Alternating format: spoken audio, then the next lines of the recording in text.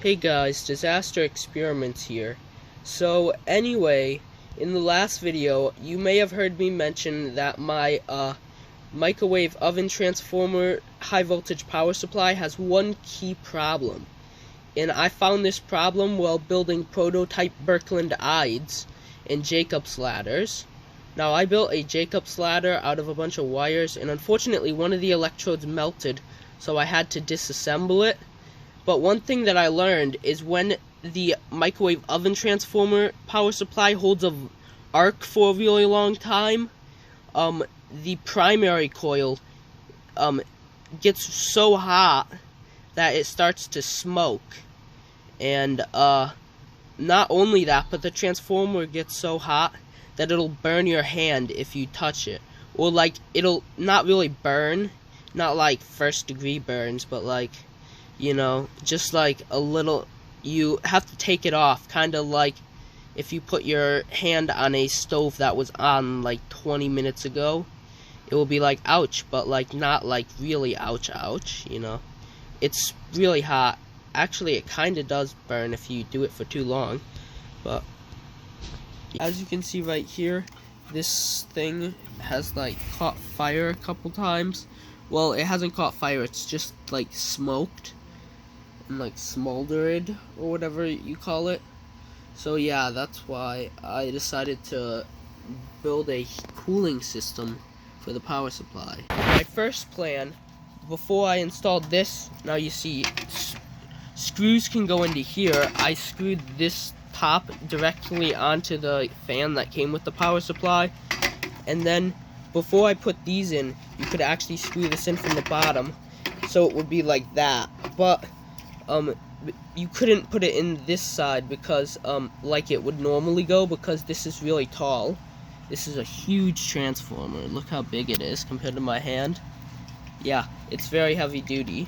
So anyway, yeah, this fan idea, I hooked it up to like a 12-volt power supply, but it just wasn't good enough.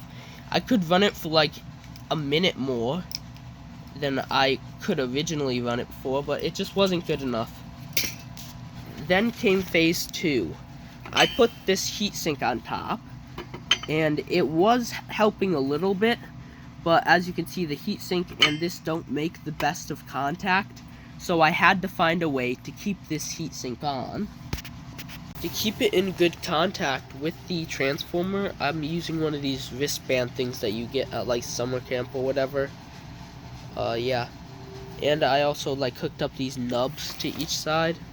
So yeah, that keeps this in good contact with the transformer.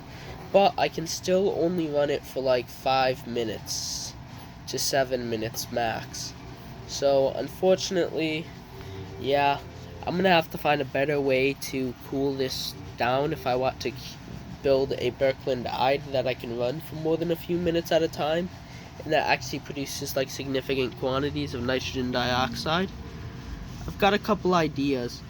I could current limit it and like find a way to limit the amount of currents that I pump in from the wall into it, since these microwave oven transformers are notorious for like just taking as many amps as they can get from the wall. So yeah. Another thing I could do is I could add more heat sinks. I got this one from a CPU, and I actually like super glued it onto the sides. I made sure not to get any super glue in the middle so that it could conduct heat, and this actually worked better than this one, but it had a significant problem. This heatsink, it's made out of copper, and like I kind of want to turn it into something. I don't know, it's got all these copper plates. I could build like an electrode or something really cool. So I'm considering just sawing off the plates, and I don't know. But anyway, yeah, that was my power supply version 3.0. But version 3.0 wasn't actually the most ambitious design I had, because there was a power supply design that was pretty crazy, and so crazy that it almost worked. This was my attempt at building a water-cooled power supply. Basically, I put this dog dish thing on the top. It was used for a dog collar, It's like aluminum. I could open it, fill it with water, put the cap on, and then it would steam all the heat out. Kind of like how we sweat and how sweating cools us down.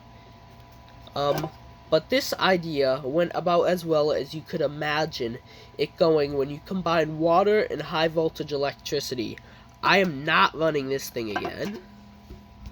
Version 4.0 consisted of a CPU heatsink, copper one, which are superior to the aluminum one that I was previously using, super glued on the sides, as you can see. It was still able to make contact with the transformer and cool it down, which was surprising since I know you're supposed to use like heatsink glue, but I made sure to glue it in a very specific manner. Then I upgraded it to V5.0 by adding a fan to the top. I tried a bunch of different sized fans, but you really need a fan that's just a little bit smaller than this so that it actually works. If you've got a fan bigger, then all the air will just push out to the side and it won't even go into cooling this. So yeah, you need a pretty small fan if you want this thing to actually work well. Yeah. So then, I decided, you know what, I'm just gonna go back to version 3.0, since none of the versions were really much better than that. So yeah, right now I'm just sticking with this version of the power supply. Just with a rubber band on top and the aluminum heatsink. Mainly, I want to keep the copper heatsink for other projects. So yeah, but I'm probably gonna actually make an oil-cooled transformer and stick it in a bucket of oil anyway, so it doesn't really matter at this point. So yeah. I've tried a lot of different ways to cool down my transformer, and none of them worked super well. Maybe it's just a problem with this transformer. I know that the microwave that I took it out of had some overheating problems, which is why it wouldn't run occasionally. So maybe it's just this transformer is bad, no good, or something. But I'm not gonna give up on it until it like catches fire and it doesn't run anymore. So yeah, I hope you enjoyed and see you in the next video.